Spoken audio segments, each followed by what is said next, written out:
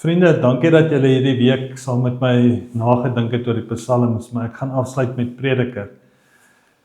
Daar's mense wat sê Prediker is 'n baie negatiewe denker oor die lewe. Aan die een kant begin hy om te sê mos alles is te vergeefs in hierdie lewe. Maar vriende, Prediker bied ook vir ons 'n ander perspektief oor die lewe. Prediker wil vir ons juis sê, kom ons gryp die lewe, carpe diem. Gebruik elke geleentheid wat oor jou pad kom. Elke dag van jou lewe is 'n gawe uit God se hand. Ek skep vir jou 'n lewe wat sinvol en betekenisvol is, sê die Here. Maar ek en jy kan as mense sin en betekenis in die lewe vind deur elke oggend op te staan, my werk te doen, my dagtaak te doen. Selfs al het ek dalk bejaard geraak, het my lewe sin, want ek kan opstaan, ek kan bid vir die gemeente, ek kan bid vir my familie, my lewe sinvol maak.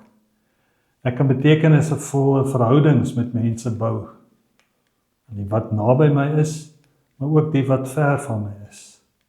Om daarom medemenslik teenoor alle mense op te tree. Vind vreugde in die lewe, geniet alles in die lewe.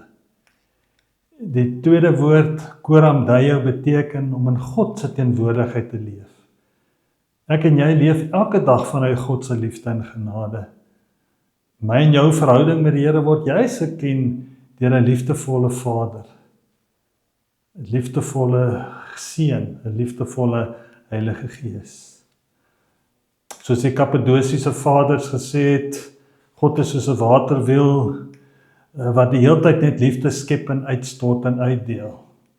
Daarom, wanneer die prediker digter sy boek afsluit, sy wysheidsgeskrif, sê hy, die slotsom van alles in hierdie lewe is, dien God en gehoorsaam sy gebooie. Amen.